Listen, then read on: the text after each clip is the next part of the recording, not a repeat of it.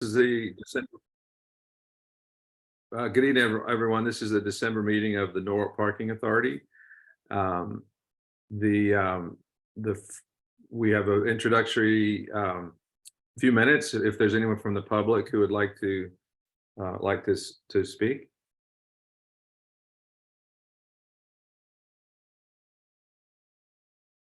If anybody would like to speak, can you please raise your hand electronically?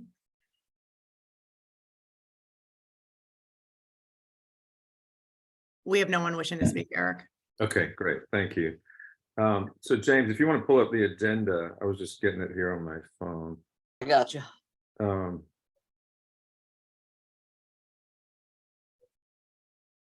Perfect. Thank you. The next would be the previous meeting minutes. Is there any discussion or edits or anything that anybody sees? If not, then we could have a motion to approve. So moved. Thank you, Matt. Second. Second. Thanks, Judd. All in favor? Aye. Aye. All right, awesome. Thank you. For the financial operating report, is this on? I saw. Stoppy won't be joining us this evening. Okay. Rocky's going to cover this portion for him. Okay. All right, Sirak, you want to take over? Sure. Thank you, Eric. Hi, everyone, and happy holidays. I'll start with the revenue piece. James, you stopped sharing already? Okay.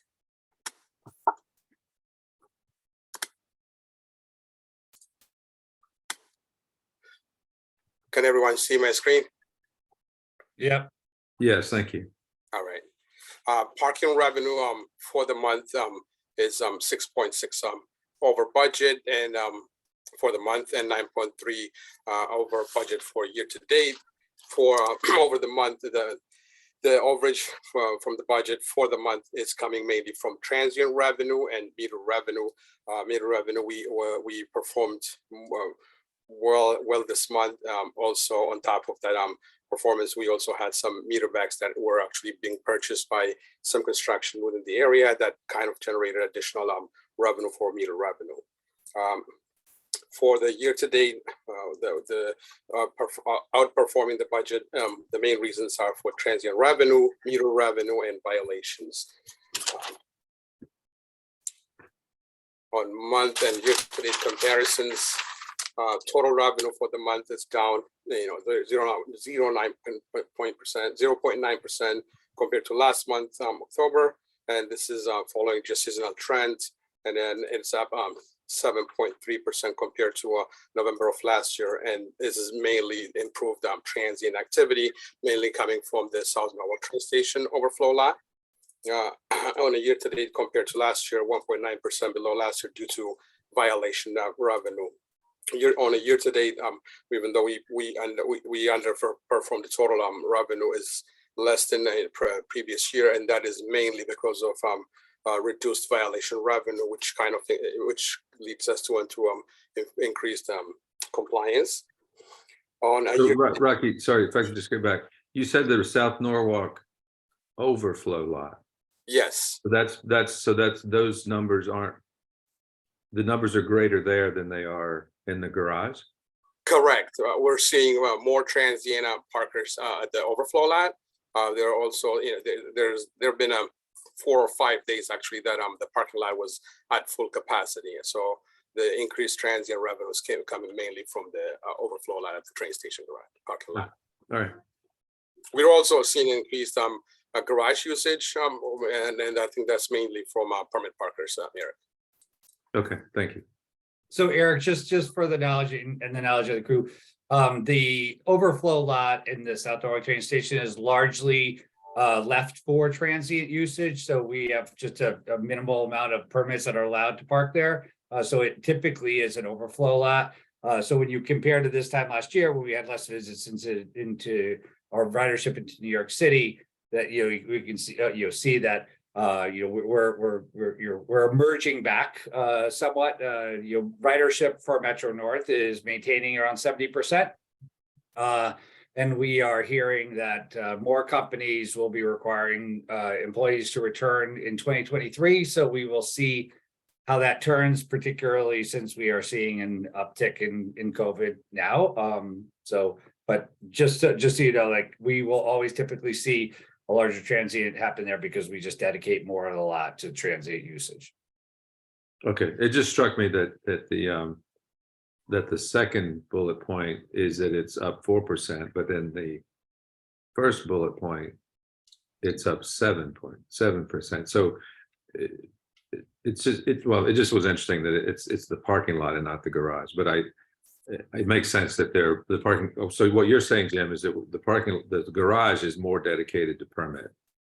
Well, both are allowed there, but we do push more of the permitted parking into the garage and leave the, we see a typical higher usage and transient that happens on the New Haven line.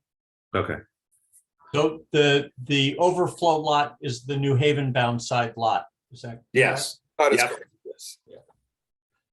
And Eric, the 7.3% is comparing it to last year, that's the total revenue. Yeah. And the 4% compared to November of last year is just transient activity. Oh, just that. Oh, I see. Okay, okay, good. Okay, awesome, great. Sorry to interrupt you. All right, so on a year-to-date basis, transient is up 5%, monthly revenue is up by 2%, middle revenue is up by 6%, and violation revenue is down by 17%, which kind of leads us into more compliance of the enforcement in the city. Comparing it to prior month, transient is down 1.3%. That is just a seasonal trend. And for November, permit and monthly parking is up 1.9%. That's also an increase. We've seen an increase request for monthly parking at the Southern Oak train station garage. I'll go to the next. If you don't have any question, I'll go to the next slide. Actually, I do, Rocky, sorry. Sure. So one quick thing. You're still forecasting other revenue to be 77,536. Is there a big jump? Are we expecting a payment in the future? Because the revenue that we've had year to date doesn't reflect that we're going to hit 77. Yeah, we're confident it's going to get it to a 77 because we do have some advertisement payment coming in that's close to $30,000. So we feel confident that we're going to hit that 77,000 at the end of the year.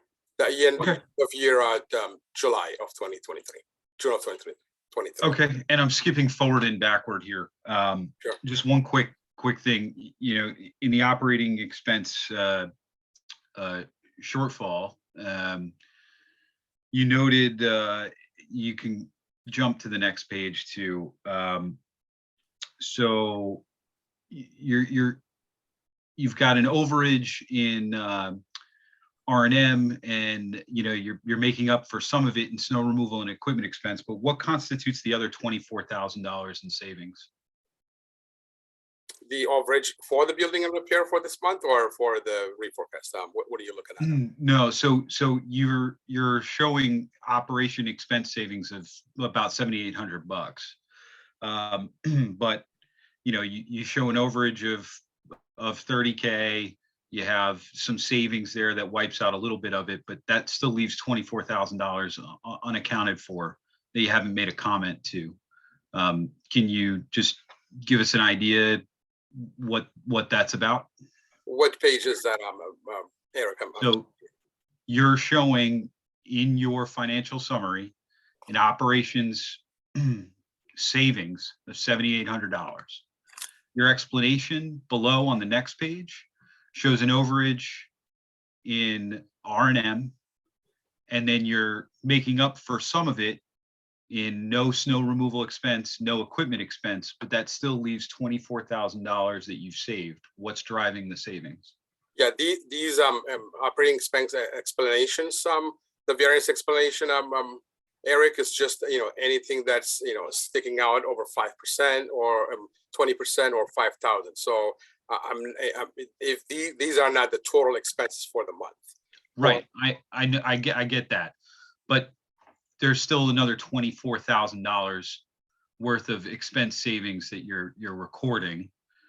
what's the main driver of that $24,000?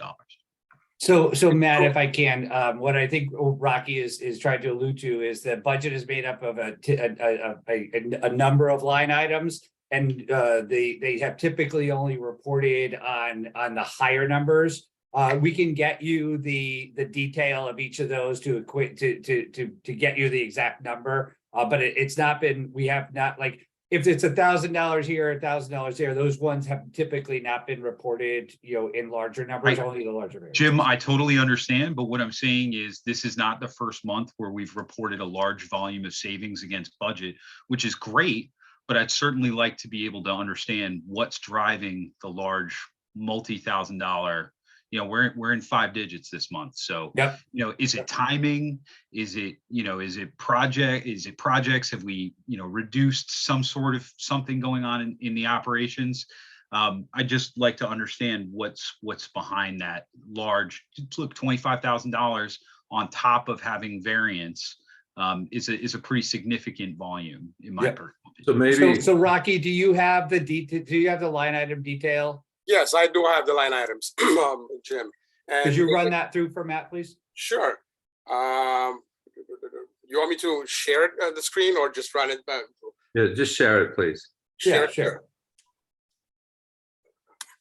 Because it sounds like what you're saying is that while there's 3 items shown here, there's a whole list of other items. Yes. Yes. Yeah, okay. And Matt, just to go back to your first question while Rocky's bringing that up regarding the other revenue. We are still getting ready to start the collections of the back rent from Lobstercraft. That starts from August. So Okay. we'll have the back rent from August through, and then also the security deposit, which, I mean, it will count toward the budget, but obviously, that will probably go back at the end of the lease. And then we expect to have the South Norwalk coffee shop area leased and filled well before the end of the fiscal year. So that will be another stream of revenue that we expect to have. Awesome. Thank James, you. not to go down a foxhole, but do we separate rental income from regular parking activity income? Absolutely. Yes. Okay, so, okay. So, Eric, Matt, to your questions, just for this month, the saving in payroll is, around $12,000 just for that, from this month. Snow removal is another one that's just, it's a save for us. Rocky, I can see from here, this looks like personnel costs. I see payroll, I see uniforms. Those are the biggest numbers that I can see really quickly. Yep. So it makes sense to me. That's fine. Could we used to get this full report every month.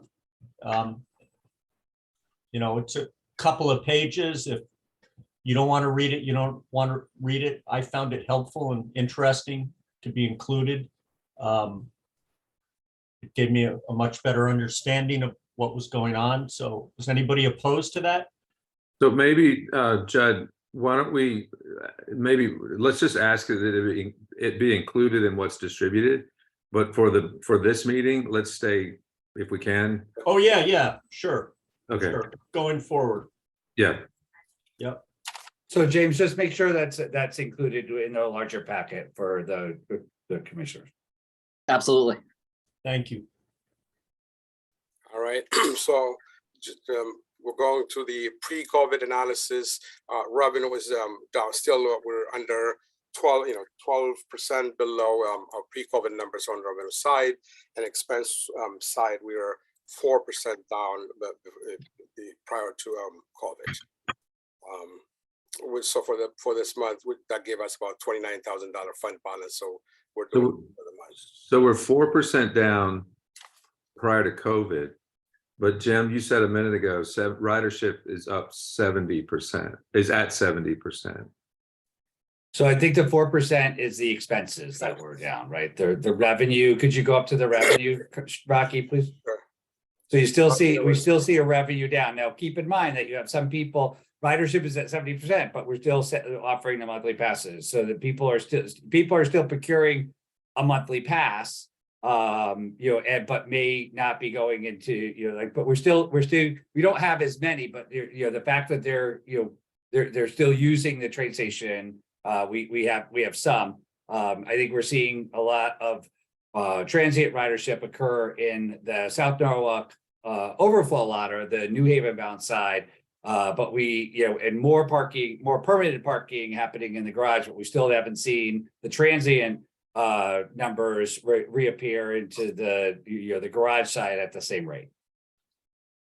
But I mean, I don't want to be doom and gloom. I think what we're seeing is a pretty good reemergence from this, and certainly on the right track. Well, It's something to still keep an eye on, though. Yeah, and that's sort of my thought is if we're seeing this kind of activity, but yet permits are still very low, then that's a good thing. And it's pointing to that ridership, or that the use of those parking facilities is for it's not non-commuter riding, right? I mean, it's people who just want to go one way or the other on Metro North. Yeah. So Rocky, do we have on here the garage usage? We don't have it on this Jim, but All right, I think that would be very helpful for the commissioners to see going forward, just because, because there is such a big relationship right now between usage and actually permits, people buying permits that maybe not using them certainly on a 5-day routine. Let's start to report the usage of the facility. sure. Yeah, because Occupancy. if we're there was a point in time, at some point in the history where most everything was tied to people commuting for work, and but if this is indicating that we're getting really good numbers from people who aren't commuting to work, then I think as a city, we need to understand who are those people and where are they going. Yeah. And how can because how can we accommodate them? Sure. I think what you're seeing is that some people aren't returning for a 5-day work week, but it is still more cost efficient for them to have a monthly parking pass than to pay on a transient level. Yeah. Okay. Okay. We'll start including that, Eric. And this is just system-wide activity reports. It's just in the report. If anyone doesn't have any question on this, I'll go straight to the enforcement side of it for Judd's report.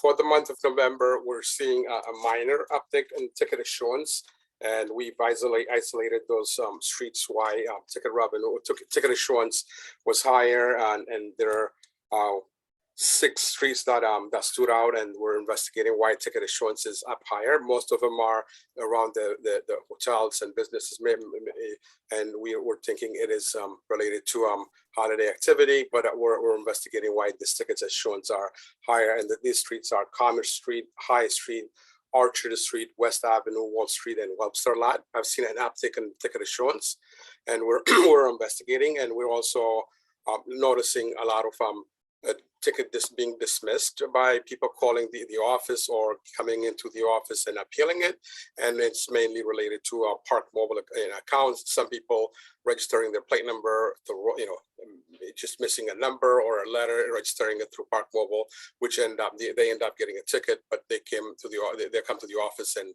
appeal, and those tickets have been dismissed. We've just for the month of November, we've dismissed over 110 tickets because of error by customers using the Park Mobile account. For that reason, Judd, you're going to see your ticket issue, ticket versus demand chart going up a little bit, and this number that you have in here does not include the dismissed tickets. So that number would have been lower if those were calculated, but the way it's programmed, it doesn't count those tickets as dismissed. All right. If you don't have any question, that would be my presentation for the day. Rocky, what were those streets again where you said increased ticketing was? Commerce Street, which is a time limit, Commerce and High Street, both of them are time, but especially the upper high is a time limit, but Commerce Street, High Street, Orchard Street, West Avenue, Wall Street, and Webster Lot are the ones that we have seen an uptick in ticket issuance. West Avenue. Huh, interesting. Okay, great. Thank you, Srek. Thank you. So James,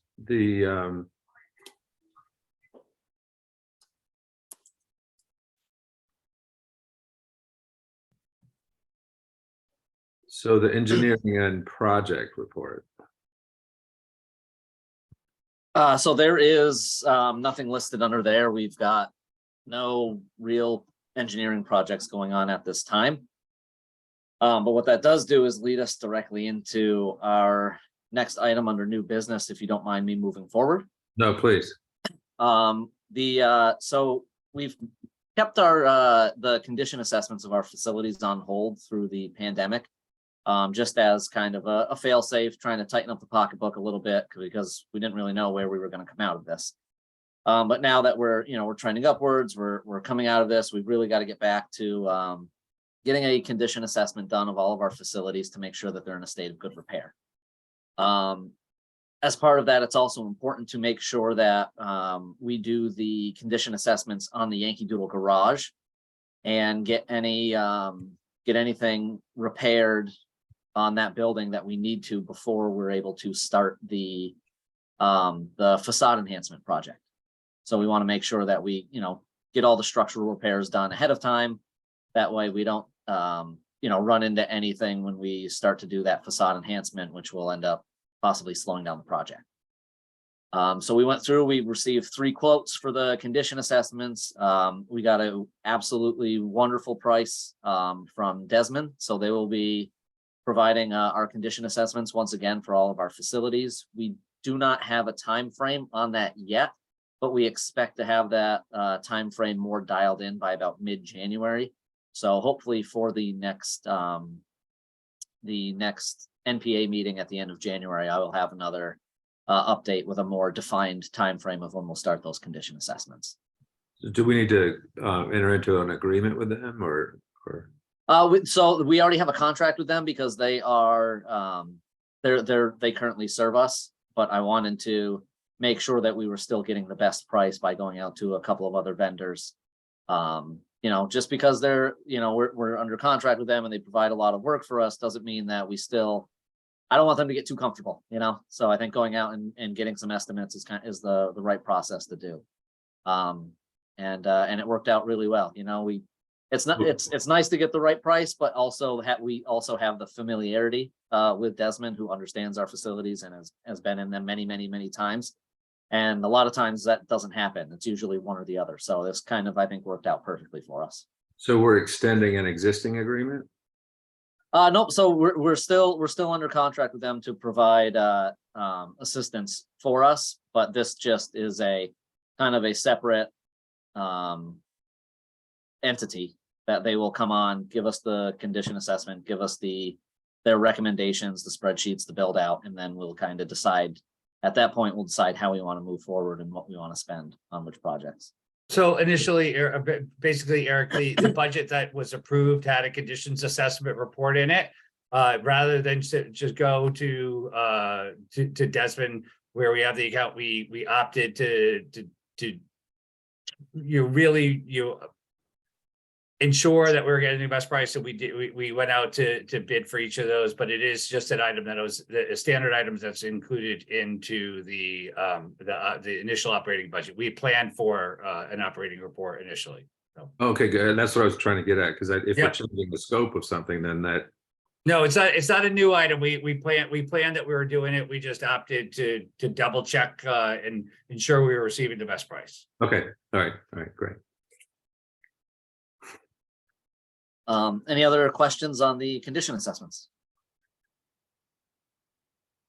All right, perfect. Excellent. Thank you, James. So Todd, tell us all the good news. Great. I'm going to share my screen. Except, yeah, okay. So you guys are giving up that one. Perfect. Okay. Does everybody see a red field? Yes. Oh, great. Okay. Go to full screen. So thank you for inviting me into your meeting this evening. It's good to see all of you whom I've met before. And I'm going to give you a year-end recap of the marketing efforts that are designed to affect positive increases in city-owned parking assets and attendant revenues. Again, my company is Dornenberg Callenbach Advertising because my partners and my last name are so long, we just go by DKA. And we are a Bloomfield-based marketing communications agency. Just a very brief background before I go into the year-end results. We've been involved on 3 different contracts with the city. It started with this particular piece, business and parking promotion, that was initiated in November of 2020. So we've had 2 years working with you folks on that. It was followed a couple months later with a tourism piece that was initiated by the city. And we added an economic and community development piece about a year ago as well too. So I'll briefly touch on some of those efforts, but we're going to focus tonight obviously on the business and parking promotion piece. Our overall scope of services are listed here. We began, this is sort of a sequential thing. We developed the brands for Visit Norwalk, which is the tourism brand, as well as Norwalk for Business, which is the new economic and community development brand. We've developed websites for both of those entities. We have interviewed and assigned a few different Norwalk photographers to go out and keep our visual assets kind of fresh. We manage social media for Visit Norwalk on a daily basis. When we built the tools, we launched those and put some promotion around that. There is also a tourism advertising paid plan that's been going for a little over a year as well. We'll touch on that this evening. And then there's some other sort of print support along with just regular reporting of how the marketing performs based on the things that we can measure, which I'll summarize as well for you too. So, a big picture point of view in terms of promoting Norwalk as a destination, the marketing goal is create a distinct identity for Norwalk as a great place to explore, dine, shop, play, and stay. And now with the economic and community development piece, it also includes start or grow your business in Norwalk. The growth measures that we can look at in terms of the campaign, because it's primarily digital, are website clicks, social likes, follows, inquiries, etc. But we're hoping that as we bring people through this marketing funnel, that we also have a positive effect on visits to city businesses and attractions, and working with those businesses to kind of at least get anecdotal reporting on how are they doing in terms of increases in revenue or retention or development of customers. Again, the anomaly being, COVID, which you guys are reporting in your stats, we're starting to see, are we back to some pre-COVID levels as well too, just by talking with businesses and trying to get a pulse on how they're doing. An attendant to this is increases in city revenue, certainly by parking revenues, but also hopefully with increases in the tax base, which is also caused by increases in employment, residents, and business starts. So again, specifically to focus on the business support and tourism piece first, the Visit Norwalk website, which I think you're all familiar with. The new one's been up since August of 2021. And again, this is primarily a digital business support tool with the website, the social media, and the e-newsletters to allow businesses to have some presence for their business in terms of listings, promote their events and as well as major events in the city, and again drive traffic to to the area, not just from Norwalk residents, but from a tri-state area that I'll point out in a second. What you see here are some of the digital tools, the website, the social media, and we're hoping that, you know, we'll see the new app sometime in the near future as well too, that will be sort of a hybrid piece that will also include some city customer service aspects to it as well. Complementary to that, this Norwalk for Business website has been up since November 1st, so just a little bit over a month. This is primarily a tool to speak directly to business entrepreneurs, small businesses in particular, as well as real estate developers, et cetera. And it features success stories about folks who've opened businesses in Norwalk, primarily in what we call the creative economy. So we've got, you know, unique manufacturers, service businesses, schools, things of that nature, who've told us their story. There's about 11 up there now too, and they're really, I did a lot of the interviews, really compelling and interesting types of businesses that we've profiled there too, as well as promoting the major employers. We also on this website have interactive maps of the neighborhoods, a tool called LoopNet that'll show every available piece of property for sale or lease in real time, et cetera. And we're also promoting Sabrina Godesky's team, the Office of Economic and Community Development, as true resources to help businesses get through this process of how to build or start a business in Norwalk. Again, I want to focus primarily for you on the piece that the Parking Authority is invested in. So just a brief recap, visit norwalk.org. It's a place for businesses to have listings, list their events. It also showcases the assets of the city, its neighborhoods, places to stay if you're visiting, places to live in terms of if you want an apartment space, as well as places that you might want to start a business. We do theme promotions, such as the holiday events and specials that we've been, of course, focused on for the last month. We've run spring and fall restaurant weeks for the last 2 years. And as I also mentioned, in addition to populating that website, we post at least daily, 7 days a week, on Instagram and Facebook, again, highlighting primarily events happening in the city. And each week, mostly on Mondays, we send out an e-newsletter too, which is segmented to visitors, the consumer audience, as well as businesses. And the business one always includes, hey, we're here to help. We want to help you promote your business. Get in touch with us. This is a very busy slide, but this is the start of the 2022 recap. If you kind of go over to the right side, first we'll touch on social media.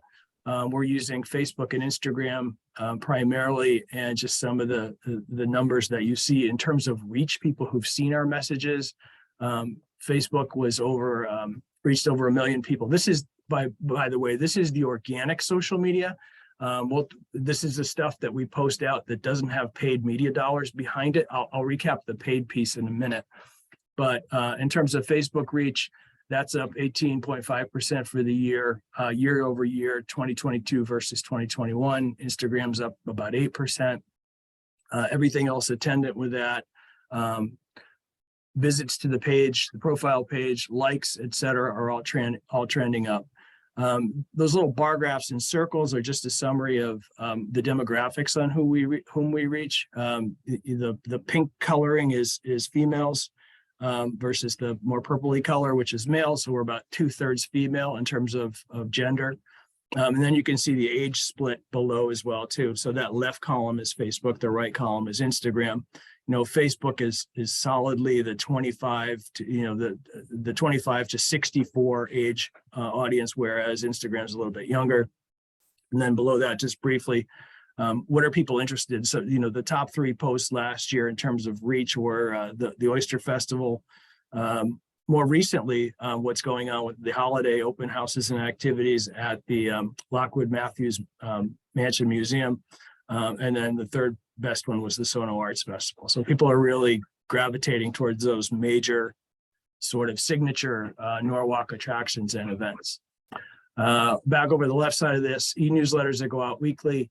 So we're pumping out 2,000 individual emails every week, broken down to about 1,200 consumers, about 300 participating businesses, and participating meaning these are folks who actually have a presence on the Visit Norwalk website and that we're working with on the weekly promotions, as well as a list of prospective businesses. So, you know, the goal obviously is to continue to turn those prospects into participating businesses. But overall, we're you know, around 50 or over 50% of these folks that are opening these things and reading them weekly.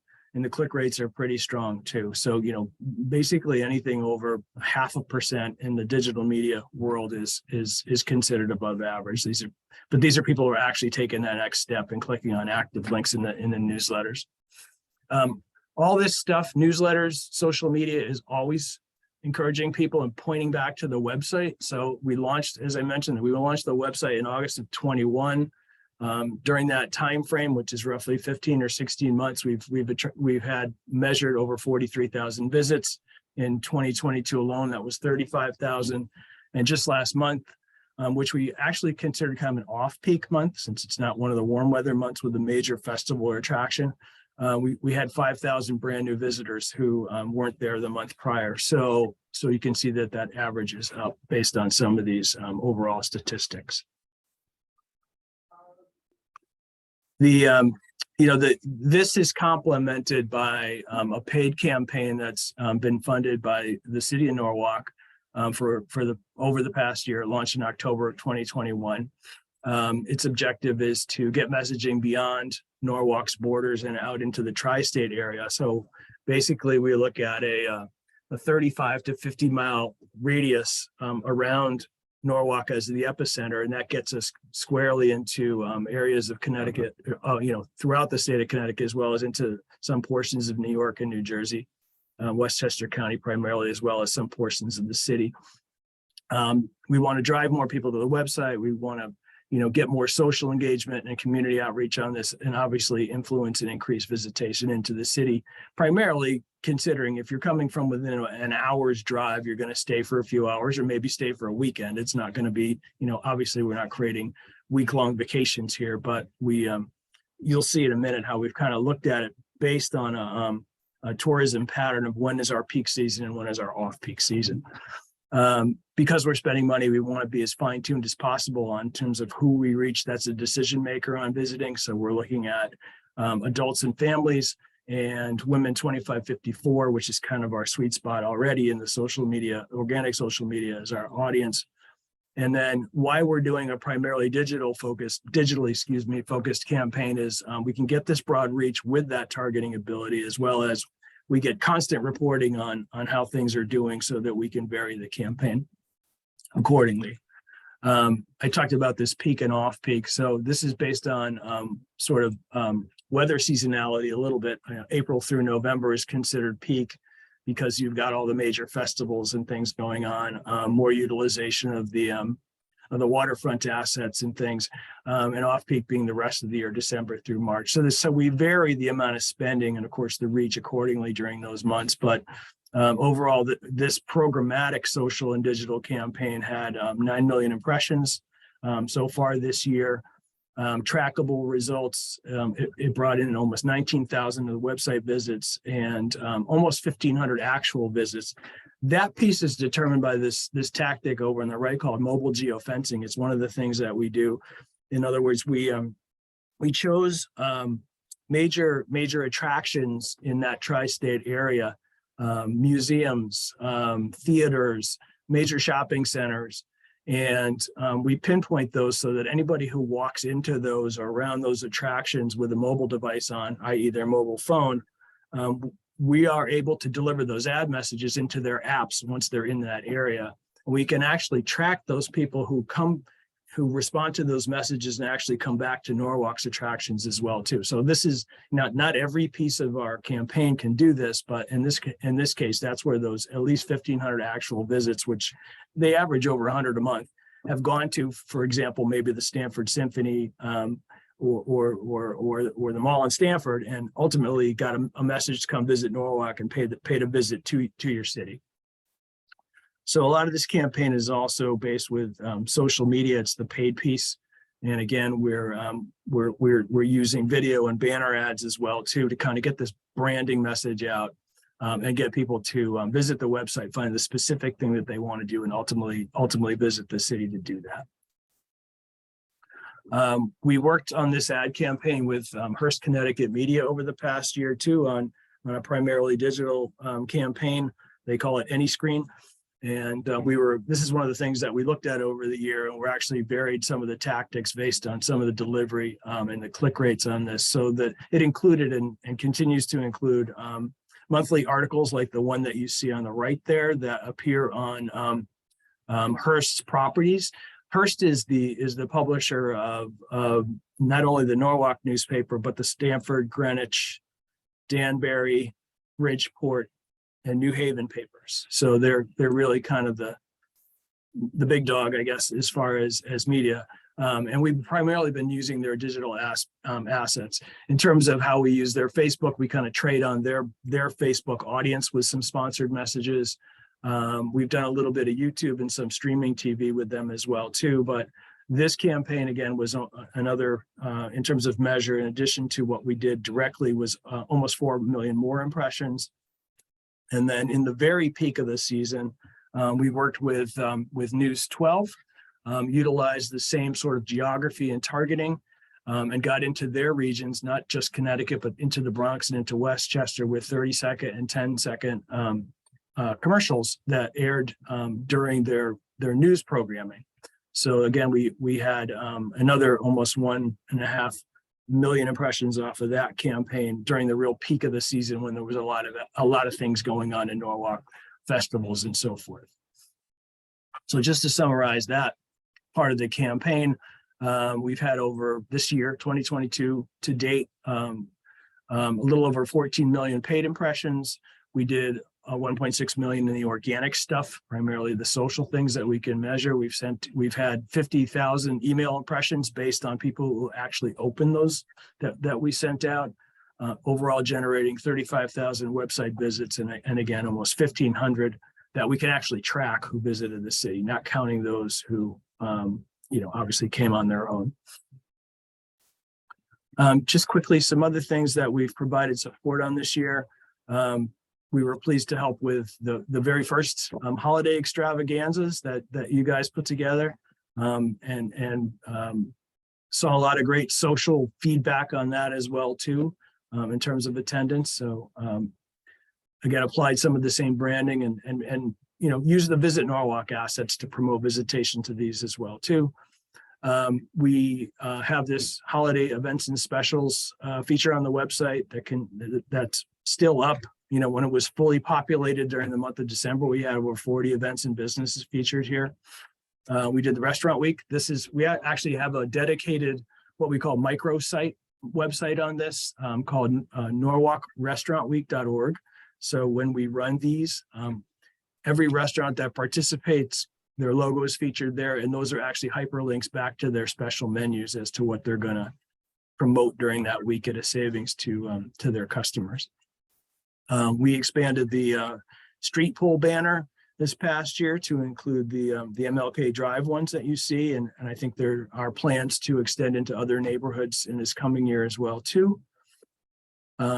We had a few more posters into the program that Jim's group thought up in the South Norwalk garage. I think that's Nino's Clips down there was a new one this past year. Again, these are very specific to people who are getting off the train. They see these colorful posters. They can immediately see how far of a walk it is, and they can click on those QR codes and go directly to those businesses' websites. This is some directional signage in the city that we kind of applied the branding to and helped with. And this was a Park Mobile sign, maybe not as pretty, but certainly functional in terms of introducing that as well too. So, we're happy to support the activities that you have at point of sale, if you will, when people are in the city. And again, we've been working on thinking up how to expand the program for 2023 with continuing as well as new events. These kind of fall into two main buckets: those that we can accomplish virtually. In other words, all the marketing can occur, and then people can of their own volition can go to the businesses and support those, such as the restaurant weeks and the holiday guide. We're also thinking of doing a week to support fitness related businesses, a week that would support people. Norwalk made goods and services that are actually created from scratch in the city. Some more family focused offers because we know that that's become a real, come bring your family to go to the museum and then take a cruise, or then go to an event, that a family focused offer, as well as to take that aggregate of all those businesses on the website now and actually push out a guide that would be more readily available off the website, whether that's digital and or with a print component that we can have available in the coming year. And then there are on-site events too. Obviously, we touched on the holiday extravaganzas that you guys started to do this year, but we've also thought of family fitness and promoting 50 Washington Street, maybe a Halloween festival, some farmers markets or a food truck festival, and then maybe, food, beer and wine festivals that would, again, take the city-based assets in all of those categories and do focus promotions that kind of fill in the gaps between the major stuff like the Oyster Festival and the Sono Arts Festival and things like that. And that is my presentation. And I'm certainly here to answer any of your questions. Thank you, Todd. It's an incredible amount of information, and which reflects, I think, incredible efforts, and it certainly on all aspects seems to be paying off. I guess one question I have is the integration of what you're doing related to the initial effort, which was the Visit Norwalk. Mm-hmm. The integration of that into the larger role within the city. You mentioned the economic piece of it, and how do you see those? At one point, will they become one, or do they stay separate, or what do you think they're going to be? It's all sort of symbiotic and interconnected ecosystem, if you will. I think, and again, the city is sort of, and Sabrina's office is kind of our focal point as where we take our direction from and where we get our feedback from as well too.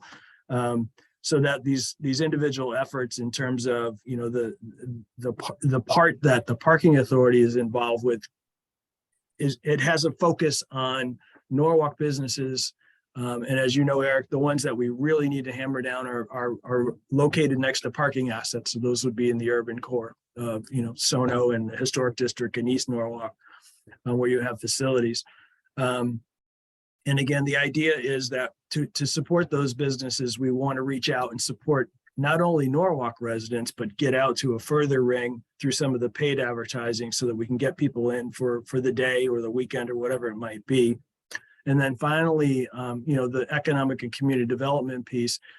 Norwalk's got a number of great programs designed specifically to bring more businesses, new and expanding into the city, particularly in some of those areas like the urban core where there are opportunity zones and enterprise zones and great programs available. For example, we're highlighting one program that's called the Kiva program, and Kiva is a nonprofit that supports giving out interest-free loans to, up to $15,000 primarily to women and minority business enterprises. And this is, these are very small businesses. I mean, they give money to people who are serving fresh food so that they can actually buy a cooler to keep it fresh, things of that nature, So these are the types of businesses, that we've seen ultimately become very successful. And that's whom we're profiling, like Lindsay's Ice Cream and East Coast Kombucha and the Norwalk Conservatory, which actually started with ideas,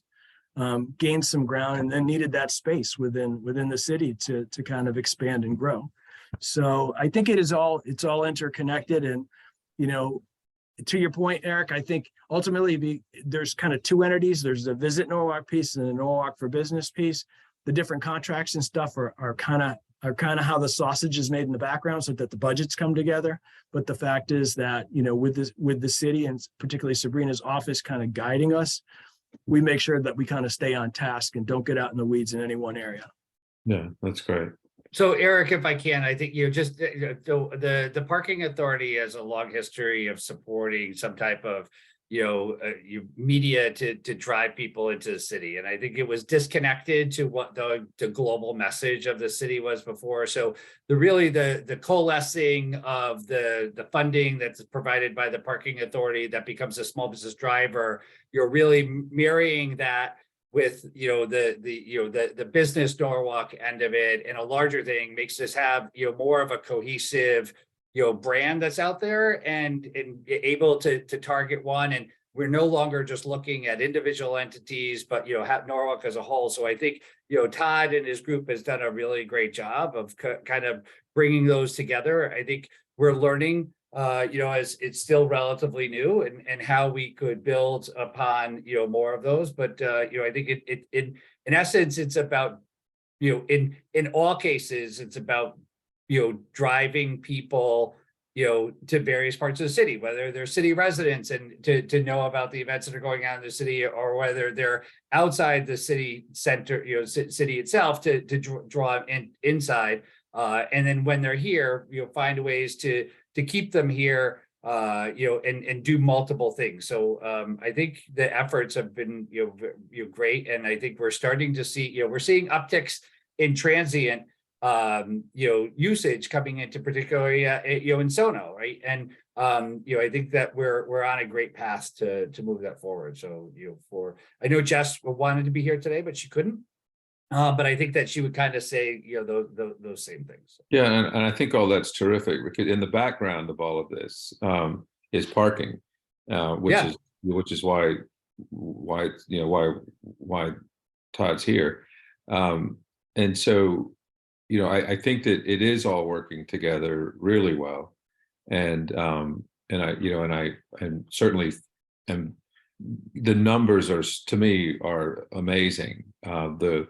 The growth in all of them from the inception of Todd's role, and so it's a tremendous effort, and it's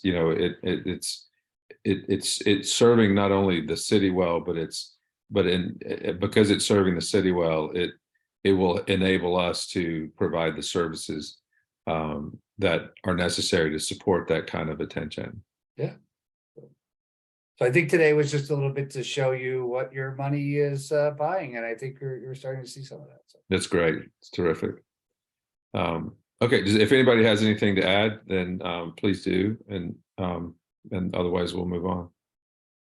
Just Todd, is it possible to get a copy of the presentation that you shared with us tonight? Yeah, absolutely. I will, I'll probably let you guys finish your meeting. I'll go back into the invitation. If you're all included on that, I'll just send it by email, so you'll have it momentarily. Thank you very much. Okay. Todd, Thank thank you. Todd, thank you for all of this very much, and especially your update tonight. It was really terrific. Well, we're thrilled to be working with you as always, and glad that we can see those results and be able to share those. This felt like a really good time period because we actually have a year over year. We had last year as a benchmark to compare to, and now we can actually see that we're on improving. And I think also developed a lot of great relationships directly with different businesses this year who know that they can come to us, and they send their events on a regular basis so that we can support them and we can get some feedback that they're seeing positive results too. Yeah, and I know Sabrina has this covered. Just making the public aware that all of this information is out there. The results of all the efforts is it's quantified in such a good way that business owners would I think would want that information. So, and I know Sabrina's office is all over that, so that's good too. All right. Great. James, Thank could you you. bring up Thank the you again. agenda? You bet.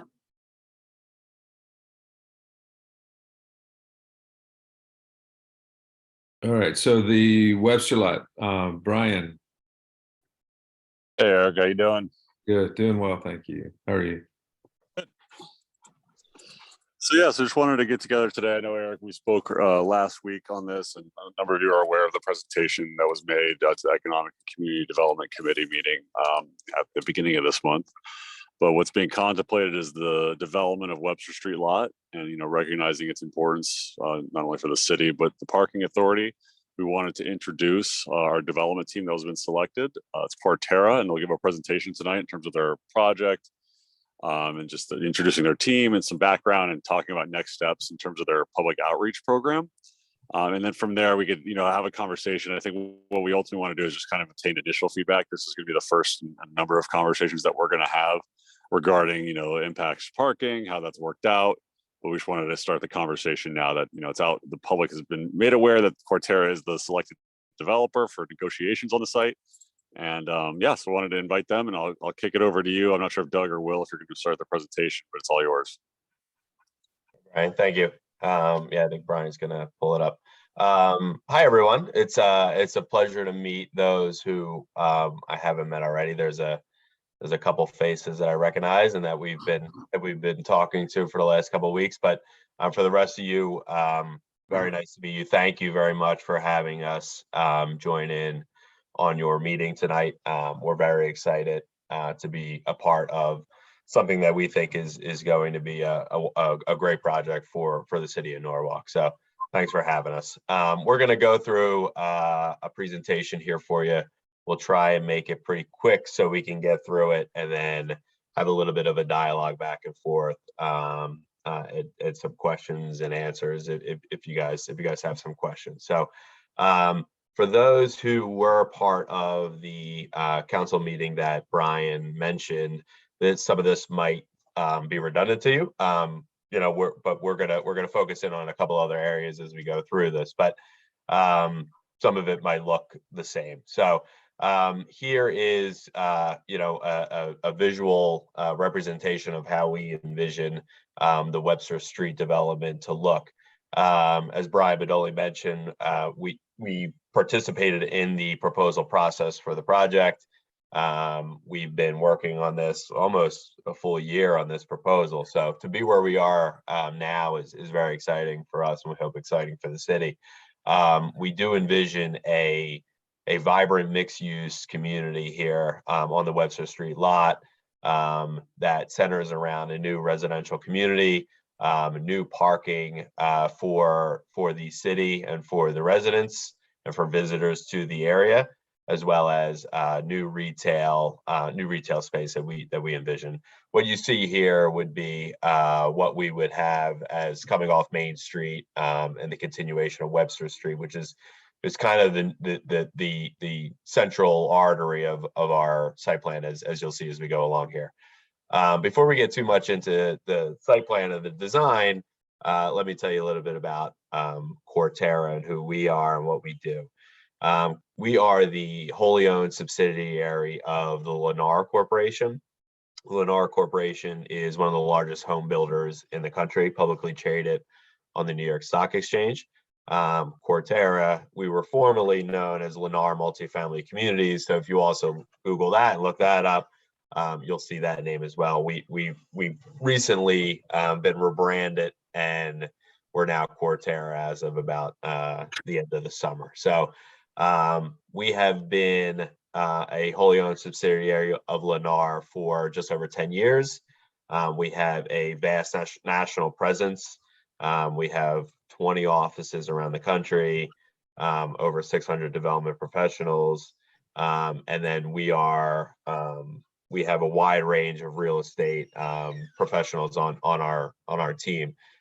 We cover services. Not only do we cover development services, but we have in-house construction personnel, in-house property management teams, as well as experts across different areas that we develop, including retail. So we have a well-balanced team. I think something that's very important for everybody to know is while we are a big publicly traded company, we approach things from a very local perspective. Our office is located in Stamford. We are at One Landmark Square. A couple of my teammates who are not on the call tonight, but will be faces you see throughout the process. Greg Ballou and Will Cannon, the three of us are really the small local team that works in and around Westchester and Fairfield counties. So we approach our work in this area with a very local touch. We but I think the best thing about our company is we pull knowledge and experience from around the country and from a large, corporation, and then we get to incorporate all those best practices, but do it with a very local touch, which hopefully you'll experience as we go through the process here. Another important thing to note here on this slide is our ability to raise capital.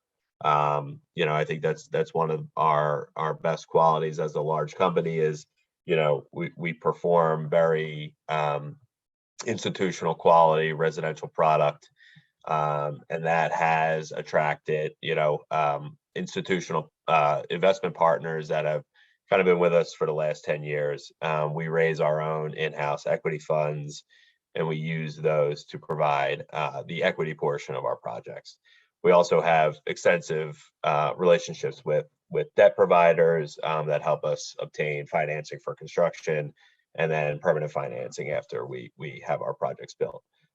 We do, for the most part, develop and own and manage our properties. So, we're not necessarily a merchant builder where we build, sell, and leave. We take pride in our property management groups. We foresee this being one of those projects that we would want to hold on to for a period of time and manage. So that's a little bit of a high level about who we are as a company. In terms of our local projects, some of you may have seen our project in Stamford, Connecticut, the Smith. It is at the corner of Washington and Tresser. It is 414 residential units and just under 20,000 square feet of retail space. We are opening the doors any day now. Actually, we just started pre-leasing about 2 weeks ago, so we have leases going. I think probably by mid-January we're going to have people moving in, so we're very excited about that. The Lively in Jersey City is a project that we finished construction in 2020 and have been operating for the last almost 3 years now. It's a terrific project, 190 units, and we're very proud of that project there. And our most recent beauty is the Mitchell in White Plains, which is right at Mamaroneck Avenue and Post Road, right in the middle of town in White Plains. It's a 434 unit building that we've been leasing since July. And we've been doing extremely well in leasing there. Actually set the company record for most leases in a month. So I think it's a testament to the product we make. And we put a lot of thought and effort into what we do. And hopefully everybody will start to see that as this project starts to unfold. Brian Gaffney is our lead architect from Antonovich Associates. He's going to tell you guys a little bit about them, and then he'll jump in a little bit and tell you a little bit more about the project as well. Thanks, Doug. And thank you all for taking the time between the holidays to hear what we have to say. My name's Brian Gaffney. I'm one of the managing principals of Antonovich Associates. We have 5 offices right now, our main office being Chicago, Los Angeles, Austin, Buffalo, and where I'm located is in Washington, D.C. We have over 100 employees. We do architecture, urban planning, interior design, procurement. We'll design anything from the label on a wine bottle all the way up to a development like what we're about to show you. So what we brought, just like Doug showed you, a variety of projects in terms of our experience. And I think for us, we don't like to leave fingerprints. We're not going to come in with an agenda. Cortera is not coming in with an agenda about, what the style and what Norwalk should be, but instead we like to respond to what is already there. We want to expand upon the richness that you have in Norwalk, not really to try to isolate ourselves, but really become part of. And a few of the examples, one in Washington, D.C., we called it Market Common. Right in the foreground is Clarendon Boulevard, which is the main drag going through Arlington, which is right over the river from Washington, D.C. And instead of creating a place that, cause traffic and stops, people getting dropped off by their Ubers, swinging by to pick up their dry cleaning. We actually gave a little space back to the development and created this entry drive loop so that people could pull off of the road and actually take their time as they meandered past all of the retail frontage, with a park right in the middle that has a playground, a fountain, and places to just sit while you're there. Another one in the upper right is Lincoln Common in Chicago. This was a wonderful project where we actually kind of built in and around a series of existing buildings and created a new retail store frontage along the street, kind of reinstituted that urban feeling of a fully occupied boulevard, and also built some residential and office towers, a retirement community, those types of things. And in the bottom left is the Viridian in Schaumburg. Similar idea where the community really wanted activation spaces that they could not only the retail could utilize for attracting customers, but the community as a whole could use them for farmers markets or winter festivals or anything and everything that they could possibly think of. And then the bottom right, we have the Jasper in Charleston, and we wanted to show you this because this, going back to my initial statement about leaving fingerprints, we worked with the city of Charleston very closely to create something that appealed to them. And this resonates with the architecture of Charleston. They love it. It sits right on the water, right at the end of their one of their main thoroughfares. And I think it's a very successful project for both Antonovich as well as the city of Charleston. Go ahead, Doug. Thanks, Brian. So a couple other team members that are not with us tonight, but are companies and associates of ours that you probably will see along the way. Carmody is our land use attorney, Bill Hennessy. They will be working with us through the process. And our civil engineer will be Redness and Mead. Craig Flaherty and Rick Redness will be helping us with all of our civil engineering and planning needs there.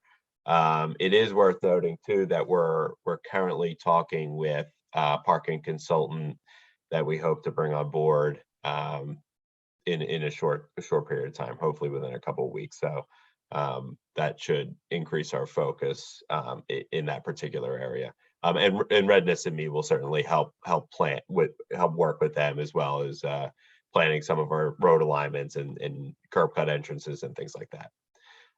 Before I kick it over to Brian, let me just say, so he's going to tell you a little bit about the site plan and how it lays out for those of you who didn't hear our previous presentation.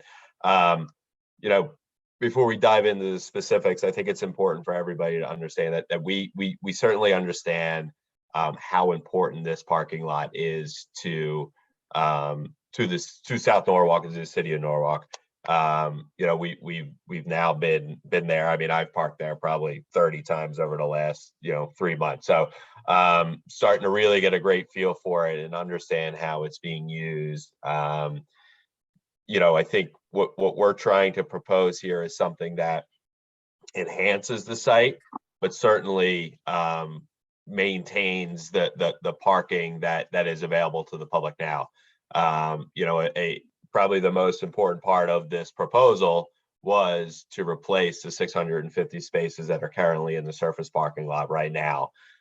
We are proposing to provide that in a new parking garage. And I'm sure we could jump into some questions on some of the specifics after we talk about that. But Brian's going to tell you a little bit more about, what the garage looks like and some of the access points to and from the site, as well as some of the other details. But I just want everyone to know that, that obviously this is a huge part of what we're proposing here.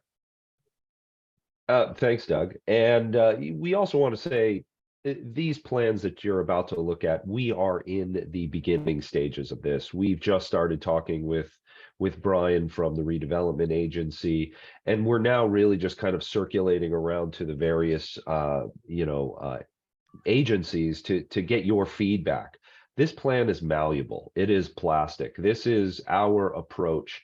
And really, I think we want to highlight three main elements, which were kind of the driving ideas for us on this site.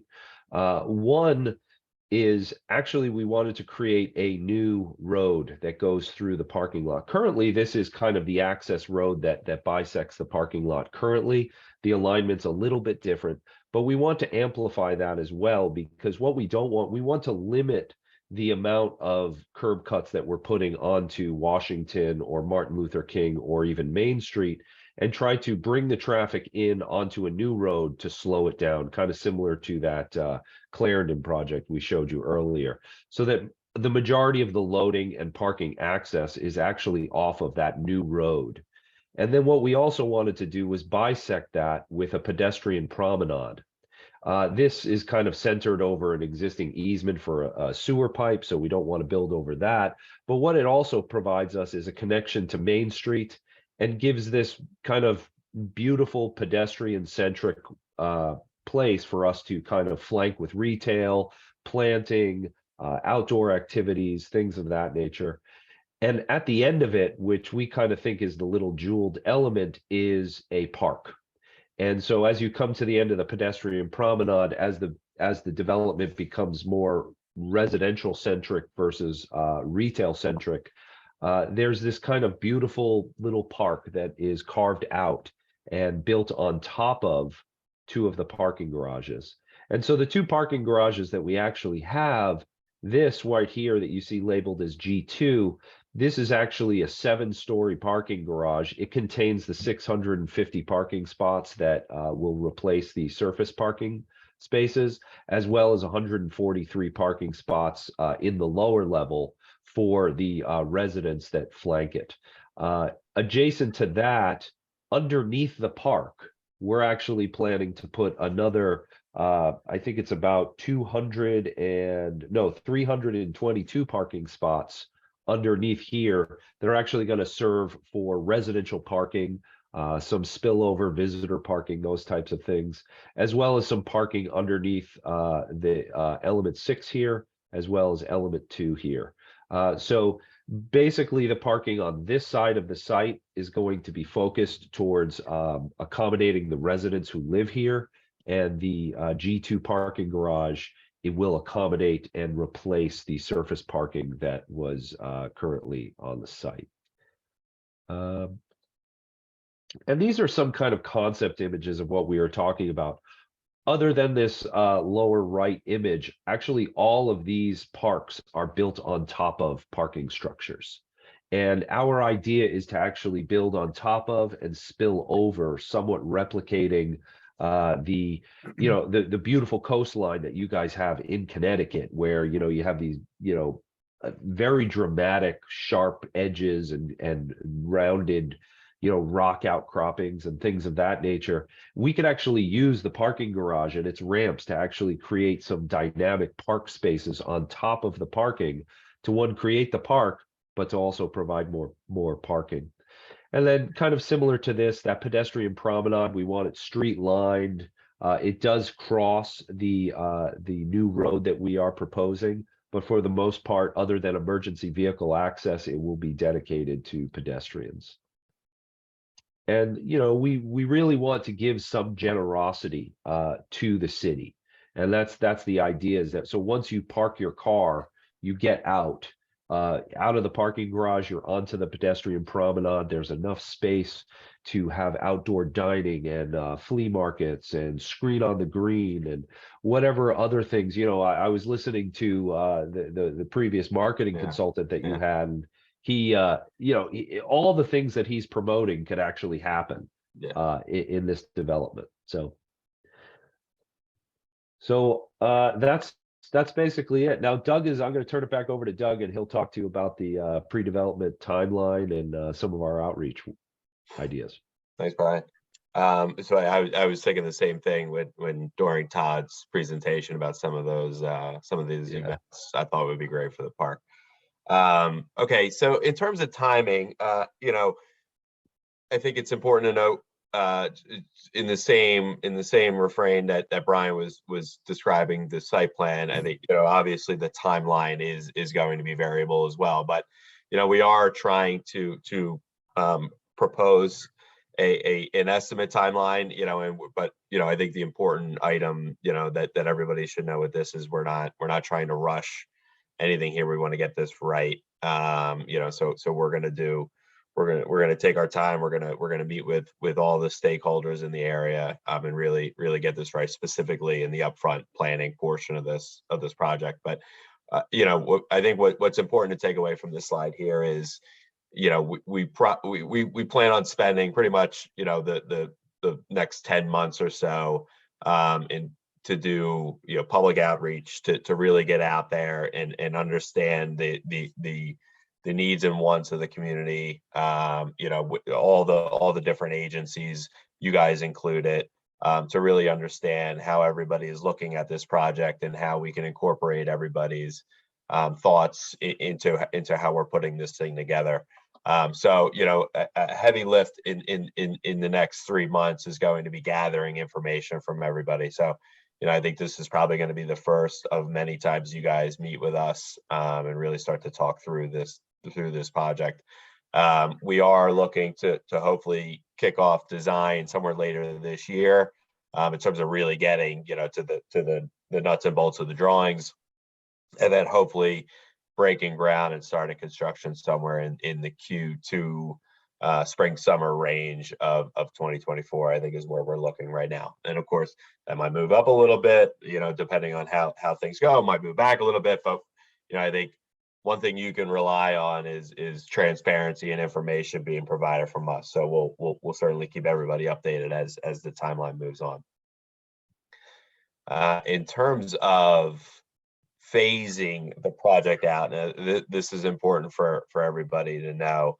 And as we start to put this together, we'll talk more about it with everybody. But right now we're envisioning building the garage, obviously, initially and as quickly as possible. We'd like to get that garage up and running in time, to do work on the rest of the site. So the way we're envisioning doing this is in the area where Brian showed the garage G2, where the public parking would be. There we go. Thanks, Brian.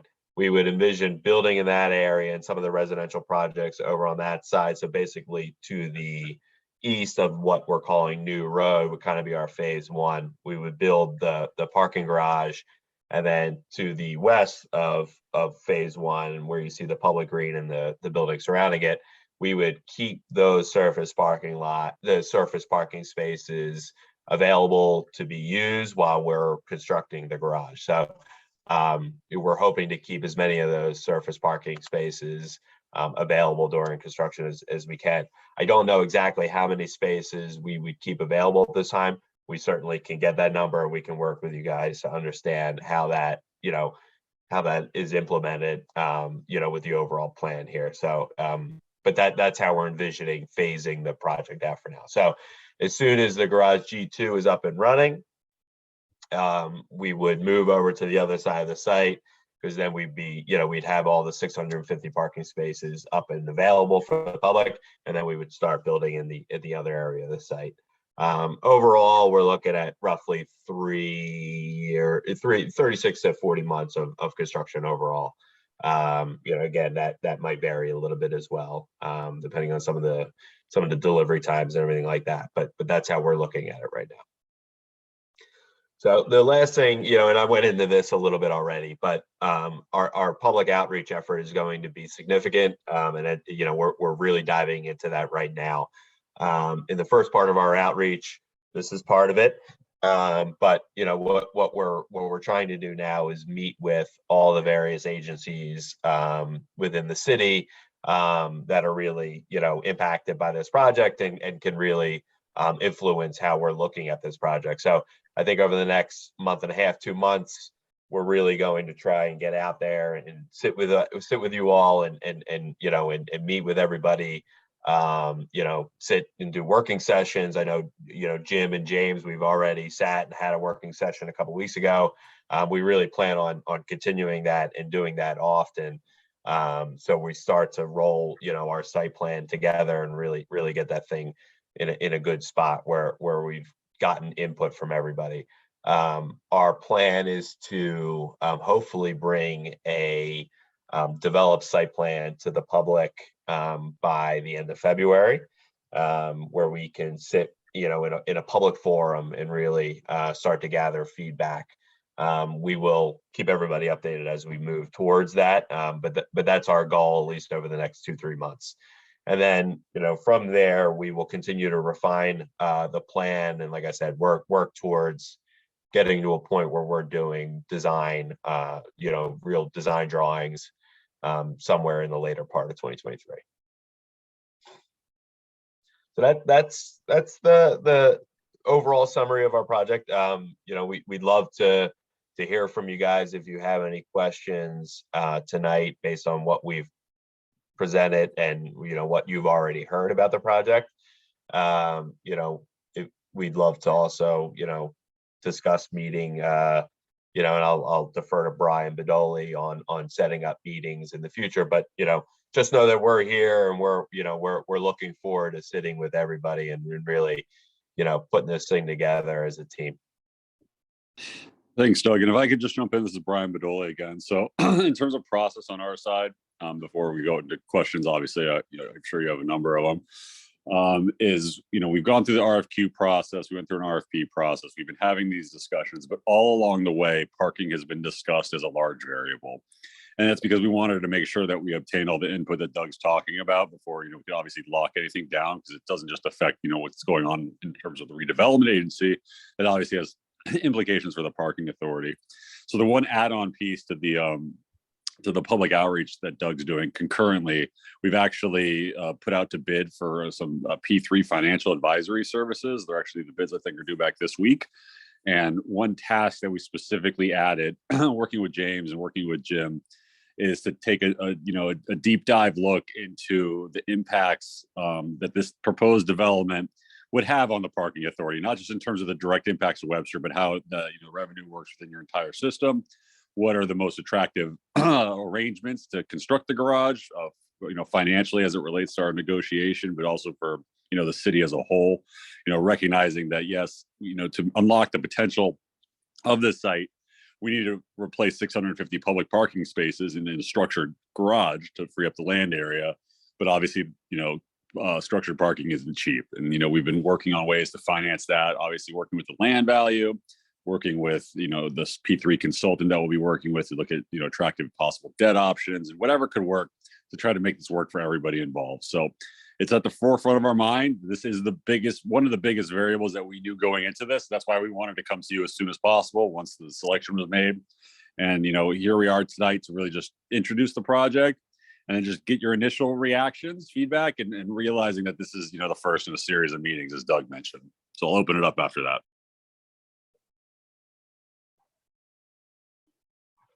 Thank you, Brian. Commission, anybody have thoughts or questions?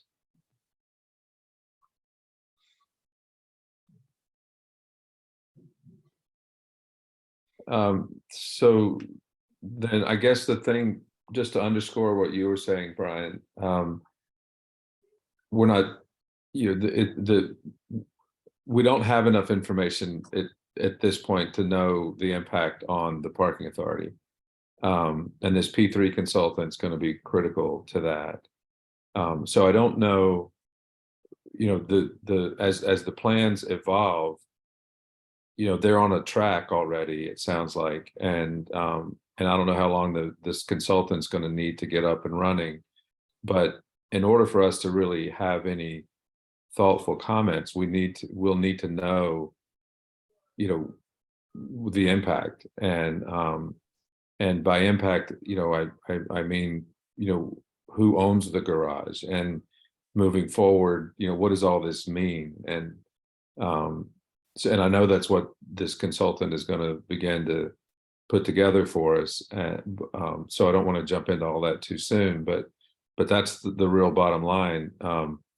We're not here to talk about the design or or the layout of the development, but that piece of it is significant.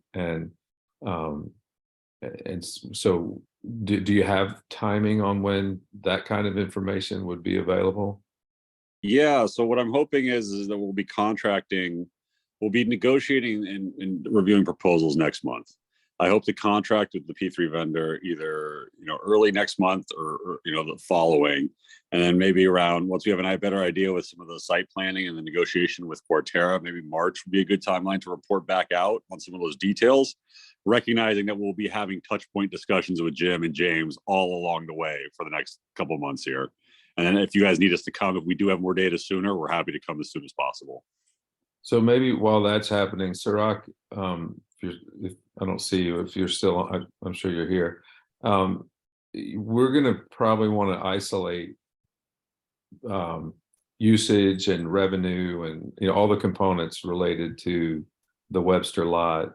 We're probably going to want to isolate that information so that we can know, and maybe that would even be valuable for Brian's consultant. But if we could isolate all of the components related to the Webster lot, then it'll give us more of a context of to understand the impact of everything. All right, I'll gather all that information and provide to Jim and James. Okay, great. Thank you. Yeah, and once we do select Eric, we'll definitely set up a separate meeting just to talk about this with the consultant as part of the scope negotiation. So we make sure we're getting them to answer the questions and get you guys the information that you're going to need. Okay. So probably outside really the parking authority, but just, I hope that this whole effort is in support of all that already exists on Washington and North and South Main Street, and is not intended to become its own destination to take away from the businesses that are currently there. And I think certainly from the parking perspective, we have assets, down on the water, at the parking facility there, and then of course all the on-street parking. So, that would be interesting as well. And Brian, as you were saying, the study that you're going to engage would be to project the impact of all the other parking components around this. We need, I think, at least for me, I need just a little bit more context. Yeah, and I think one of the things that was, one of the rationales why we ended up going with Quarterra too, is they had a detailed strategy for engaging adjacent property owners and starting that process already to have that conversation to the point that you're making, Eric. Good. So that's critical, is to be complementary, not and supportive of what's going on out there, and just being strategic in some of the design decisions and all that to make sure that's what occurs. Excellent. Well, it's an extremely exciting project, and it's going to be so good for the city and for for SoNo in particular. It's wildly exciting, and I'm so glad that this is all getting momentum and moving forward. That's great to hear. And to second what Brian's response to your comment, and I know Brian Gaffney would third this. We're really we don't want this to be something that even sticks out as a standalone development in the area. Our goal is to create something that we feel has been there over time and kind of got built over time and became a part of the community there. So if we're successful in what we think, I think it'll certainly alleviate any concerns you have on how it will look, with the surrounding environment.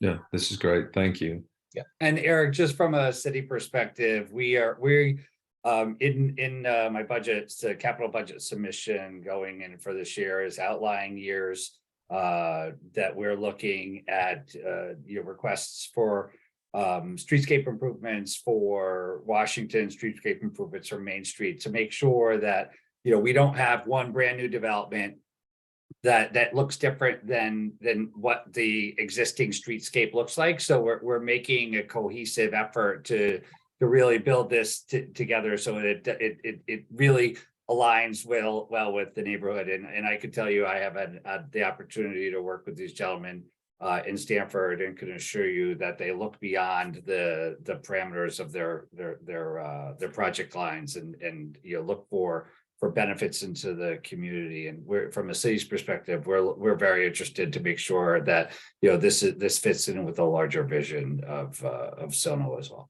This is great. It's all, I think it's all terrific. Well, thank you. I appreciate you taking the time to give us this introduction. And if no one has any other comments or questions, Judd, I see your hand. How many new residents, when this is all built out, do you see this adding? Not just housing units, but some are 1-bedroom studio, 2-bedroom, 3-bedroom.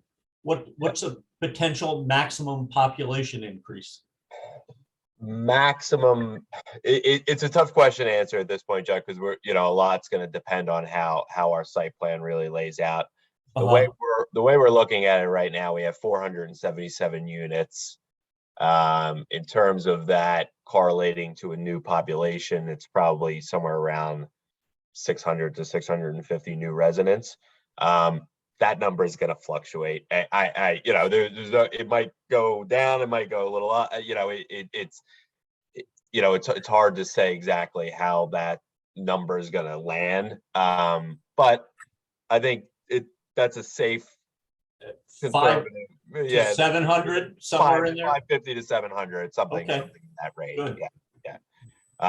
But as our site plan evolves and we start to really understand how this thing is starting to look, we'll certainly keep you updated with how the numbers really start to shake out.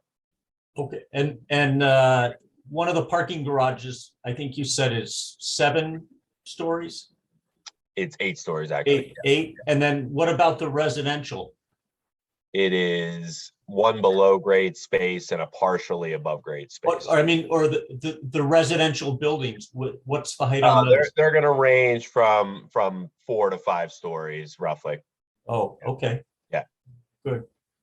Yep. Okay, great. We'll have, this is a, sort of monolithic version that you're seeing here, but they're going to have step backs and different varying heights in there. But, at this point, we don't expect anything over 5 stories.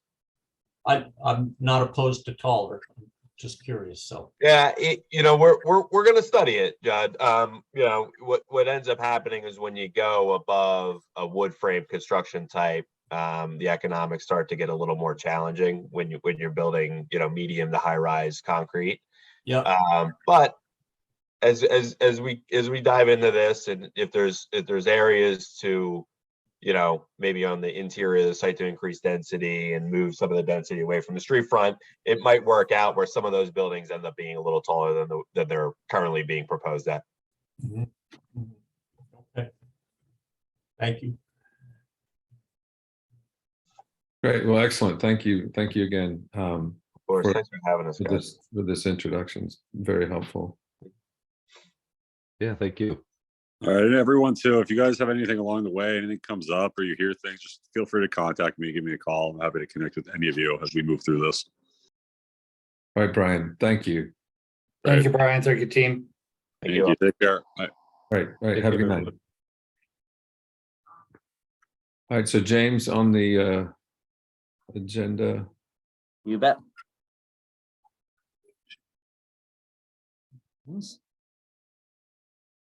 All right, should be up.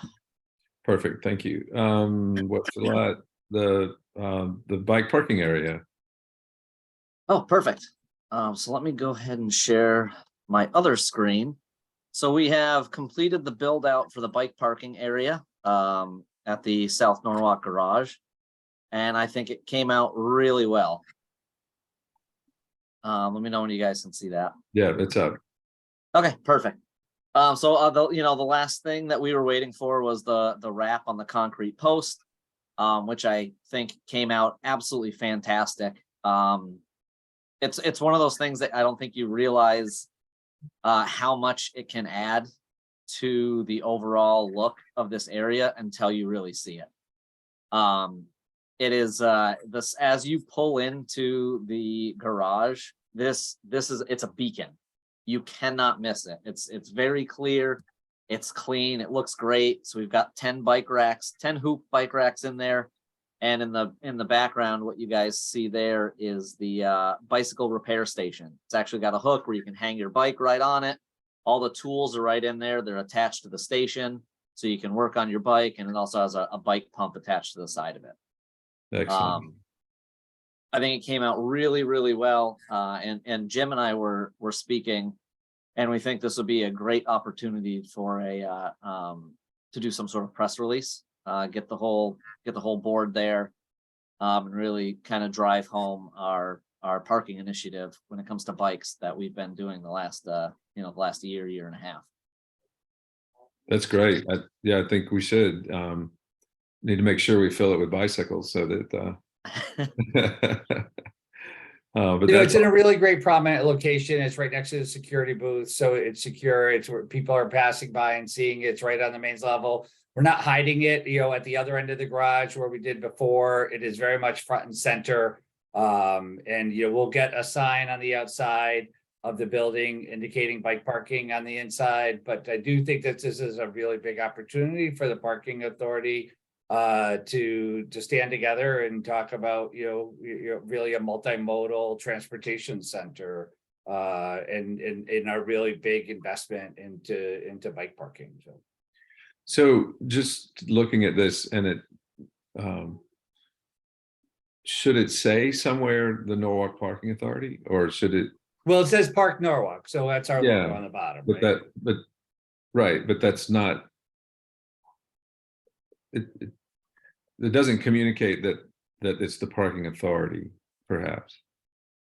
But I think we were trying to look at rebranding the parking authority as Park Norwalk to modernize our name. So we're gonna, okay, so part of that is, okay, well, that's a larger discussion. Okay, it just,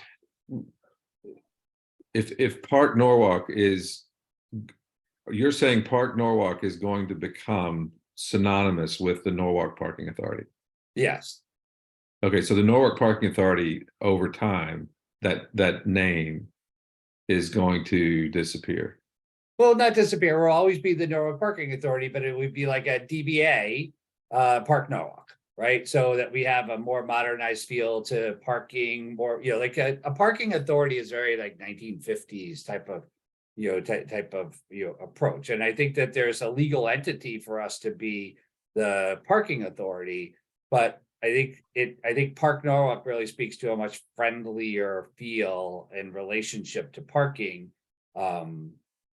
And but yeah, I think ultimately you'll find them synonymous into one. It's just kind of like just a brand. Right. Eric, you would like the public to know that this is in part funded by the Norwalk Parking Authority, I think. Yes. Right? Okay. Yes.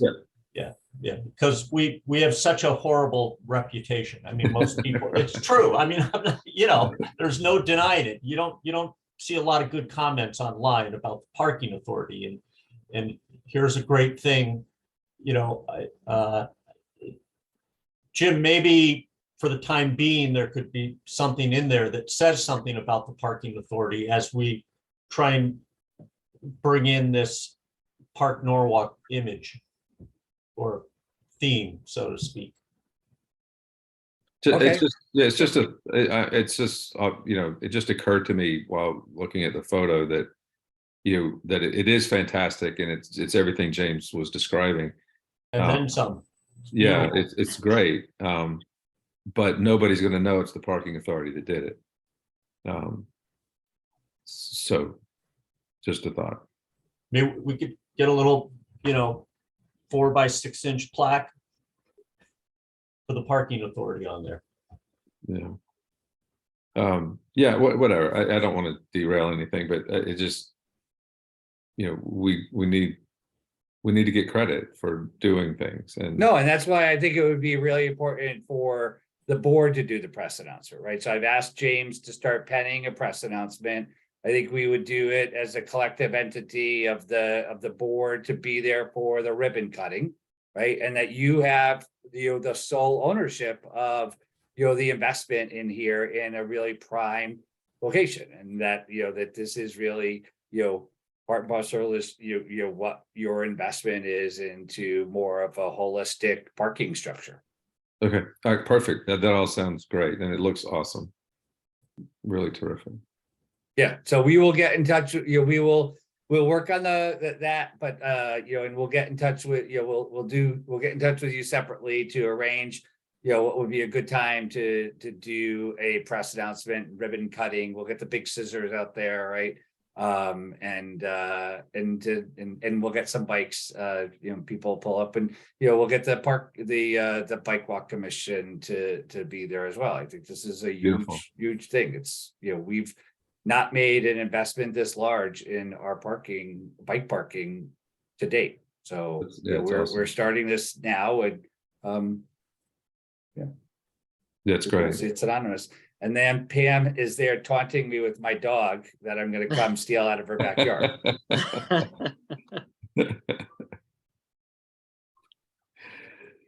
All right, excellent. Um, Thank you. All right, and then just lastly, I understand that we've taken a lot of your time today and really appreciate it. I think we covered a lot. Just wanted to run through the Yankee Doodle garage facade. So we did meet with TAHA. We did a walkthrough. They went through the electrical room. The process is starting, and we have had, or I have had many attempts to date to connect with the postmaster co-chair who oversees Fairfield County to talk about a land swap to get us a pedestrian connection from the Yankee Doodle garage to Wall Street. Oh, beautiful. Yeah, unfortunately, to date, those attempts via email, phone calls, showing up at his office door, showing up at the post offices on multiple occasions have not resulted in meeting yet. He will not meet with us. So we are, I even wrote him a letter saying, like, look, this dramatically impacts the parking of your customers. There's we're falling on deaf ears. So we are we are looking at what other options that we have available to us to make this happen, but we all feel it very from the city perspective. And I think, we heard it from the people themselves when we did the community meetings that having, better connections to the Yankee Doodle garage was critical. We are fully committed to making that happen. So more on that to come. But know that the work is advancing, and we hope to have plans at the second quarter of 2023, and we'll put out to bid, and hopefully we'll start some work by the end of the summer. Beautiful. Thank you. All right. So we will continue to, those updates, since it is a pretty, large thing that'll move into like, like an engineering report as it advances beyond the design, but we'll continue it to give you some updates as time progresses. So that's it. Excellent. Thank you. So if there's no further discussion on any topic or anything else to bring up, we could have a motion to adjourn. I'll make a motion to adjourn. Thank you, I'll Jed. second it. Thank you, Matt. All in favor? Aye. Great, everybody. Thank you so much. It was a great meeting, and Yes. and I'll look forward to hearing more about all of that. So, and so Thank you Jim, for all you'll- your time. yeah, certainly. absolutely. So the press release or the ribbon cutting on the bike area, just you'll be in touch, James. Yep. So James and Yes. I will, Yep. James and I will pen a press release. We'll get it out to the board for your approval, and then we'll get that date for ribbon cutting. James will start working with you to, what works with your schedule, but we'll do this in early 2023. So without further ado, Happy New Year, everyone. Yeah, Happy thank New you. Year. Yeah, happy New Year. Have a good Happy New night. Year. Have a Good good night. night. All right. Bye, everybody. Thank you. Bye. New Year, bye-bye. Bye-bye.